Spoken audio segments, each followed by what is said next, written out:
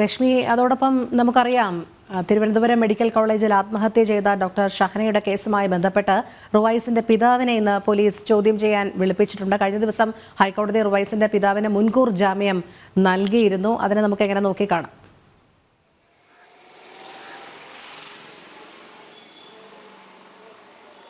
ഷഹനയുടെ ആത്മഹത്യയുമായി ബന്ധപ്പെട്ട് പ്രതിയായ റുവൈസ് റിമാൻഡിലാണ്. 21-ാം തീയതി വരെയാണ് ഇതിന്റെ റിമാൻഡ് കാലാവധി. അബ്ദുൾ റഷീദ് റുവൈസിന്റെ പിതാവ് കേസിലെ പ്രതിയാണ്. ഇയാൾക്കെതിരെയും കേസെടുത്തിരുന്നു.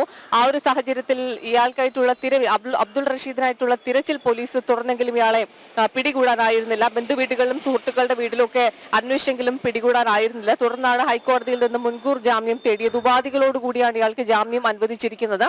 വരുന്ന 3 ദിവസങ്ങളിൽ മെഡിക്കൽ കോളേജ് പോലീസിൽ ചോദ്യം ഹാജരാകണം എന്നുള്ളതാണ് ഉപാധികളിൽ പറയുന്ന ഒരു കാര്യം.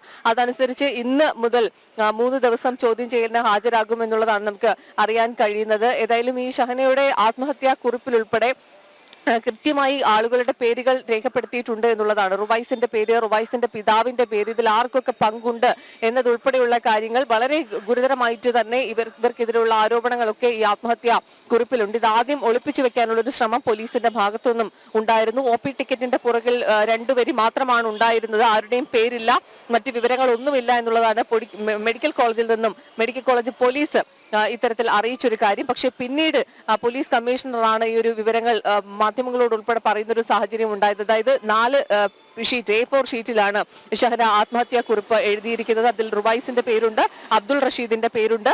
ഇവരുടെ ഈ ഒരു സമ്മർദ്ദം കാരണം തന്നെയാണ് ആത്മഹത്യ ചെയ്തിരിക്കുന്നത്. തനിക്ക് ജീവിക്കാൻ കഴിയില്ല എന്നുള്ള കാര്യങ്ങളൊക്കെ തന്നെ വളരെ വ്യക്തമായി ഈ ഒരു ആത്മഹത്യാ കുറിപ്പിൽ എഴുതിയിട്ടുണ്ട്. ഇതിന്റെ അടിസ്ഥാനത്തിലാണ് ഈ അബ്ദുൾ റഷീദിനെതിരെയും അയാളെ കൂടി പ്രതിയാക്കി കേസെടുത്തത്. പക്ഷേ മുൻകൂർ ജാമ്യം നേടിയതിന്റെ അടിസ്ഥാനത്തിൽ ഇനി വരുന്ന 3 ദിവസം കൂടുതൽ തെളിവുകൾ ശേഖരിക്കുന്നതിന്റെ ഭാഗമായിട്ട് കൂടിയാണ് മെഡിക്കൽ കോളേജ് പോലീസിൽ ഹാജരാക്കുന്നത്. ഏതായാലും ഇന്ന് മുതൽ 3 ദിവസം ചോദ്യം ചെയ്യലിന് ഹാജരാകാനാണ് നിർദ്ദേശം. അതിൻപടി ഹാജരാകുമെന്നുള്ളതാണ് പ്രതീക്ഷിക്കുന്നത്.